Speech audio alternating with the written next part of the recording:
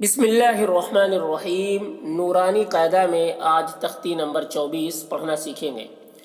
اس تختی میں ادغام یرملون کے بارے میں بتایا گیا ہے کہ ادغام کے معنی ہوتا ہے ملانا۔ ادغام کے معنی ہوتا ہے ملانا۔ یہاں پر جو ہیڈنگ ہے دیا گیا ہے ادغام یرملون۔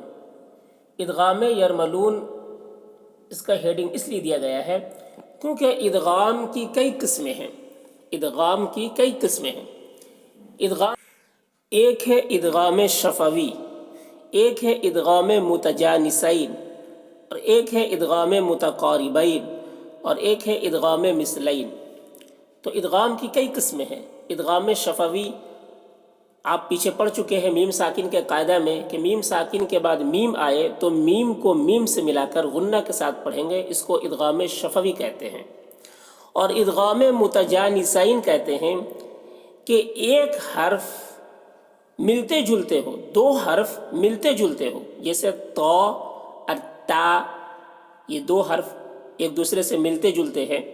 اس میں سے پہلا حرف ساکن ہو اور دوسرا حرف مشدد ہو، تو ساکن والے حرف کو مشدد والے حرف سے ملا کر پڑھیں گے، اس کو ادغام متجانسین کہتے ہیں۔ جیسے قرآن شریف میں ہے لَئِن بَسَطْتَ إِلَيَّ يَدَكَ۔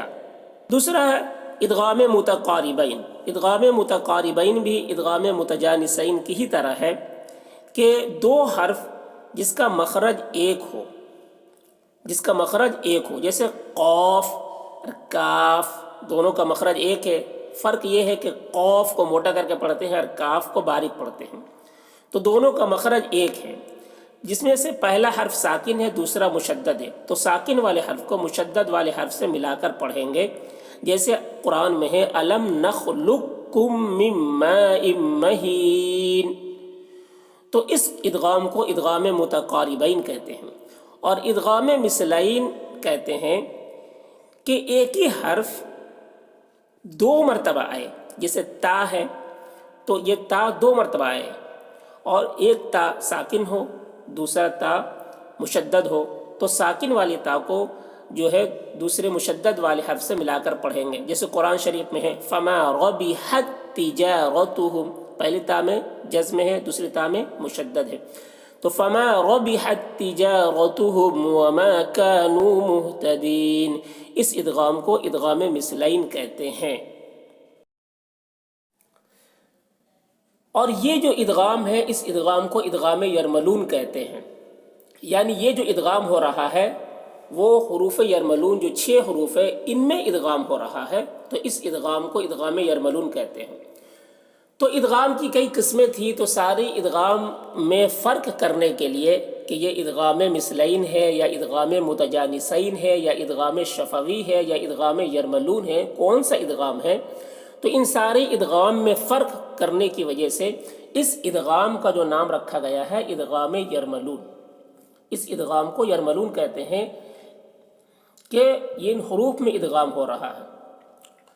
تو ادغام یرملون کا قاعدہ یہ ہے کہ تنوین یا نون ساکن کے بعد حروف ادغام جو 6 حروف ہے یا را میم لام واو نون، یہ 6 حروف ہے، ان کا مجموعہ ہے یرملون، ان کا مجموعہ ہے یرملون۔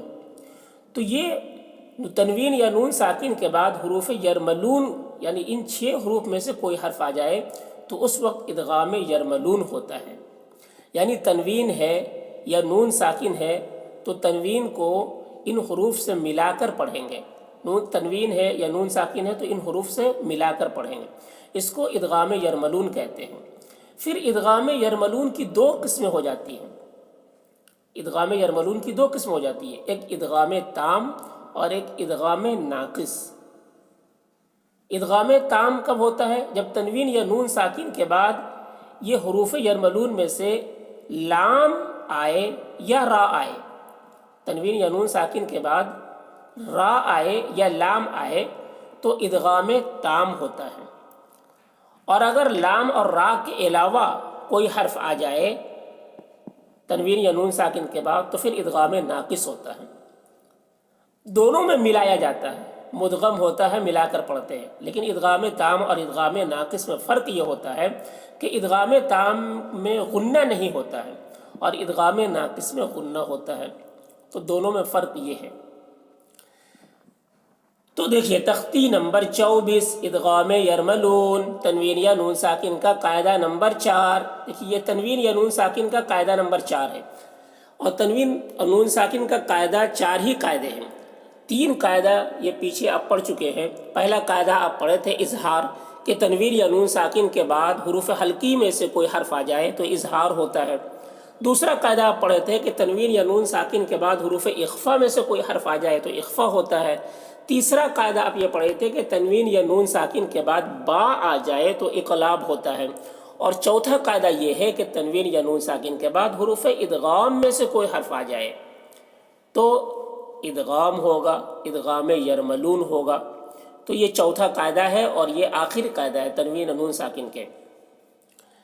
تو دیکھیے تختی نمبر 24 ادغام یرملون، تنوین یا نون ساکن کا قاعدہ نمبر 4۔ حروف ادغام 6 ہیں، یا، را، میم، لام، واو، نون، ان کو حروف یرملون کہتے ہیں۔ تنوین یا نون ساکن کے بعد حروف یرملون میں سے کوئی حرف آ جائے تو لام اور را کی صورت میں بغیر غنہ کے ملا کر پڑھیں گے۔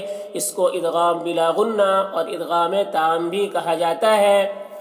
تو اس کے 2 نام ہیں، ادغام بلا غنہ اور ادغام تام، 2 نام ہیں۔ ادغام بلا غنہ بھی کہتے ہیں اور ادغام تام بھی کہتے ہیں۔ الف مشق ادغام بلا غنہ، ادغام را، ٹھیک ہے، یہاں پر الف اور با، کیونکہ 2 قسمیں ہم نے بتایا کہ ادغام یرملون کی 2 قسمیں ہیں، ادغام تام اور ایک ادغام ناقص۔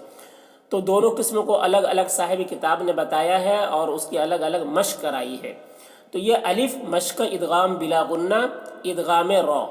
تو اس سبق میں جو ادغام ہو رہا ہے وہ ادغام را میں ہو رہا ہے، حروف یرملون کے را جو حرف ہے اس میں ادغام ہو رہا ہے۔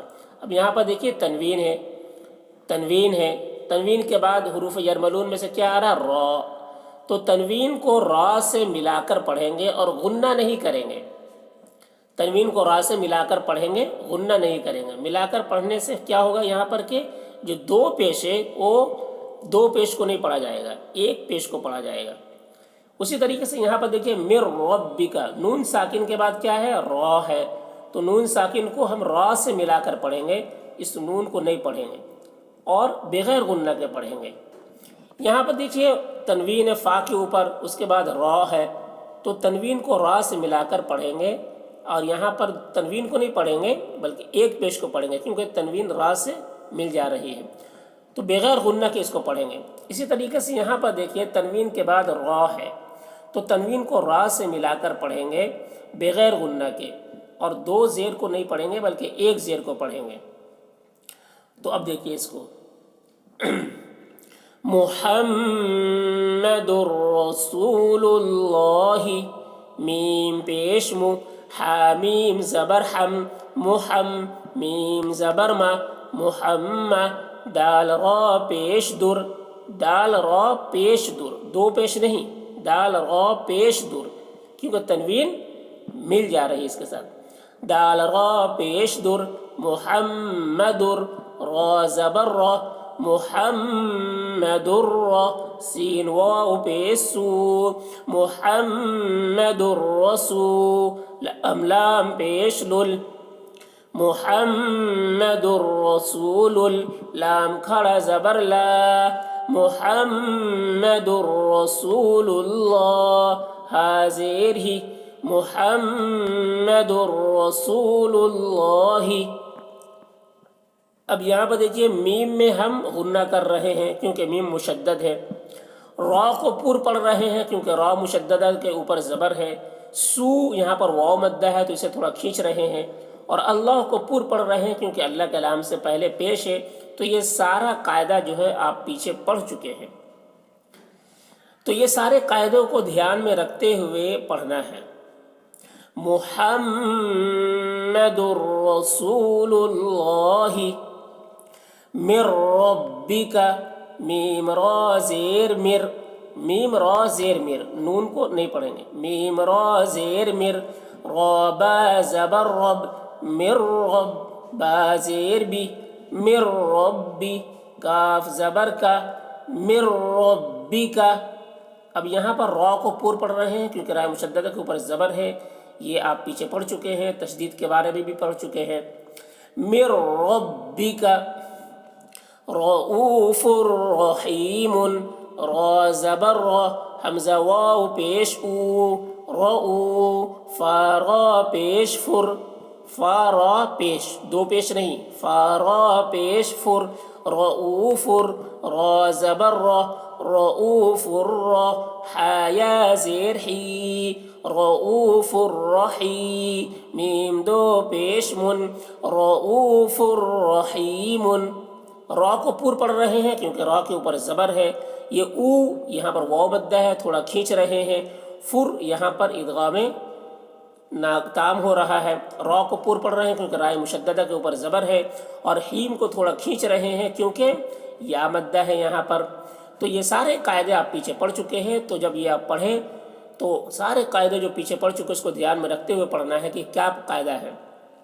رؤوف رحیم, عیشت راضیت, عین یا زیر عی, شین زبر شا, عیشہ, تارا زیر تیر, تارا زیر تیر دو زیر نہیں, تارا زیر تیر, عیشت, را الف زبر را, عیشت را, ضاد زیر ضی, عیشت راضی, یا زبر یا, عیشت راضیہ, تا دو زیر تن, عیشت راضیۃ. اب دیکھیں یہاں پر عین کو حلق سے ادا کر رہے ہیں, یہاں پر یا مدہ ہے تو تھوڑا کھینچ رہے ہیں. یہ شین کی آواز یہاں پر ادغام تام ہو رہا ہے, اور را کو پور پڑھ رہے ہیں کیونکہ را مشدد کے اوپر زبر ہے. ضاد کو پور پڑھ رہے ہیں.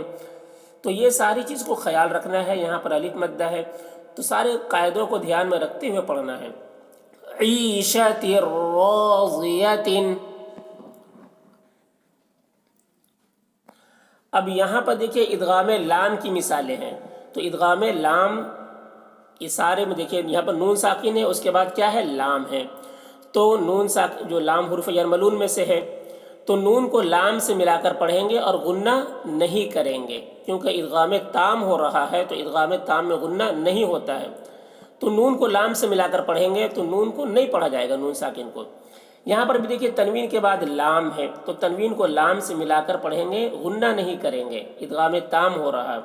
یہاں پر بھی دیکھیے نون ساکن کے بعد کیا ہے, لام ہے, تو نون کو لام سے ملا کر پڑھیں گے, غنہ نہیں کریں گے.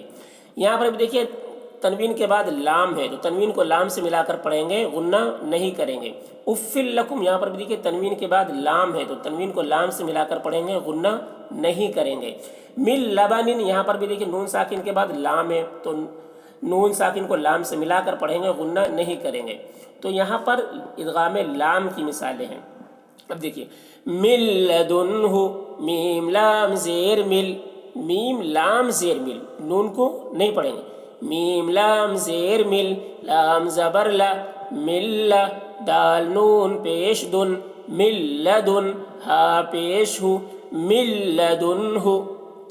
ٹھیک ہے, مل لدنہ, نون میں اظہار ہو رہا ہے تو یہاں پر جلدی کریں گے ہم, مل لدنہ, کل لہ, کاف لام پیش کل, لام لام پیش لل, لام لام پیش لل دو پیش نہیں, لام لام پیش لل, کل, لام زبر لا, کل لا, ہا الٹا پیش ہو, کل لہ, یکل لہ, یا زبر یا, کاف لام پیش کل, کاف لام پیش کل, نون کو نہیں پڑھنا ہے, یکل, لام زبر لا, یکل لا, ہا الٹا پیش ہو, یکل لہ, رزقا لکم, را زا زیر رز, قاف لام زبر قل, قاف لام زبر قل.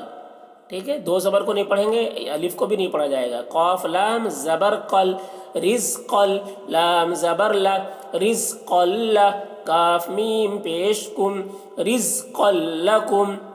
ٹھیک ہے, را کو باریک پڑھ رہے ہیں, زیر ہے اس وجہ سے, قاف کو پور پڑھ رہے ہیں, رزقا لکم, اف لکم, حمزہ فا پیش اف, فا لام زیر فل, فا لام زیر فل، دو زیر نہیں. افل لام زبر لا، افل کاف میم پیش کن، افل لکم. من لبن میم لام زیر مل، میم لام زیر مل، نون کو نہیں پڑھنا ہے. میم لام زیر مل، لام زبر لا، مل با زبر با، مل لبا، نون دو زیر نن، مل لبن. تو اس طریقے سے پڑھیں گے. اب اس کے بعد دیکھیے نیچے با، اوپر الف تھا، نیچے دیکھیے با مشق ادغام مع الغنہ. اب یہاں پر ادغام ناقص کی مثالیں ہیں دوسرے پیج میں، جو اگلی ویڈیو میں انشاءاللہ ہم پڑھیں گے، بتائیں گے. تو وہاں پر غنہ ہوگا، تو اس کا قاعدہ دیکھیے یہاں پر لکھا ہوا ادغام ناقص کا.